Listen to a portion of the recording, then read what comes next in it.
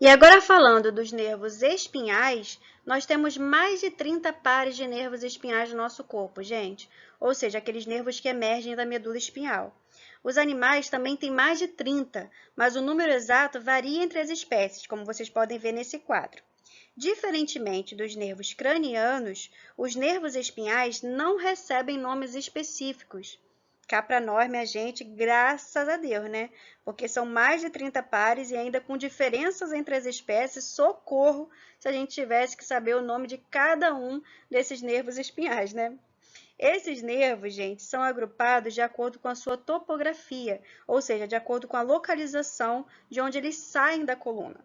Nas espécies domésticas, são 42 pares de nervos espinhais nos equinos, 37 pares nos ruminantes, 33 pares no suíno e 36 a 37 pares nos caninos. E esses nervos vão ser agrupados e classificados em nervos espinhais cervicais, torácicos, lombares, sacrais e caudais ou coccígeos. Essa tabela resume bem a distribuição dos nervos espinhais de algumas espécies domésticas. E, gente, eu não sei se vocês repararam, mas apesar dos animais terem 7 vértebras cervicais, os animais domésticos, né, eles têm 8 pares de nervos cervicais. E por que isso acontece, gente? É porque o primeiro par de nervo espinhal sai da medula antes da primeira vértebra, que é o atlas. Lembra do atlas, gente, lá da aula de osteologia da coluna, semestre passado?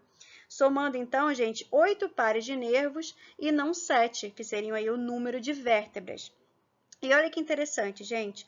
Os nervos espinhais são formados pela união das raízes dorsais, que são sensitivos, né, com as raízes ventrais, que são motoras, da medula espinhal. Por isso, eles são nervos mistos, assim como falamos de alguns dos nervos cranianos, porque eles contêm fibras nervosas aferentes e sensitivas e fibras nervosas eferentes e motoras. Alguns nervos ainda se juntam para formar o plexo braquial e o plexo lombosacral, como eu já tinha mencionado para vocês anteriormente.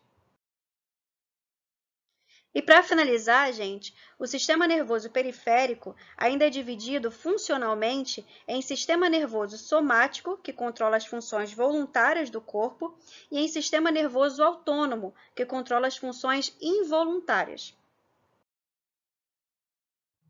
O sistema nervoso somático é composto por neurônios sensitivos cutâneos e alguns outros tipos de neurônios sensitivos especiais, e neurônios motores que mandam informação para os músculos esqueléticos.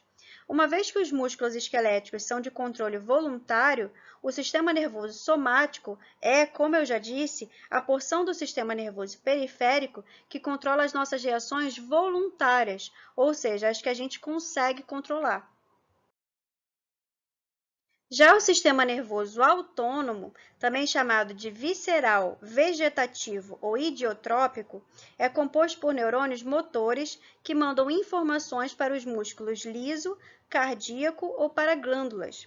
Uma vez que essas funções corporais não são controladas pelos indivíduos, o sistema nervoso autônomo é a parte do sistema nervoso periférico responsável por controlar as reações involuntárias. Ou seja, os nervos e gânglios autônomos conectam o sistema nervoso central às vísceras e aos componentes do sistema circulatório. Esse sistema, gente, é responsável pela regulação e coordenação dos órgãos internos, essenciais para a vida. Ele regula, por exemplo, a respiração, a circulação, a digestão, o metabolismo, a temperatura do corpo, a reprodução e muitas outras funções corporais. A maioria dos mecanismos que desempenham essas funções também ocorre no animal inconsciente, como, por exemplo, durante o sono ou sob anestesia geral, e por esse motivo se utiliza então a expressão autônomo. O centro principal de integração entre o sistema nervoso autônomo é o hipotálamo. Ele regula a atividade por meio de mecanismos neurais e endócrinos. As vias viscerais do sistema nervoso autônomo podem ser divididas em vias aferentes e eferentes, e essas podem ser subdivididas ainda em vias simpáticas e parasimpáticas. O sistema receptor das vias viscerais aferentes consiste em mecanorreceptores e quimiorreceptores que se situam dentro dos órgãos internos e dos vasos sanguíneos.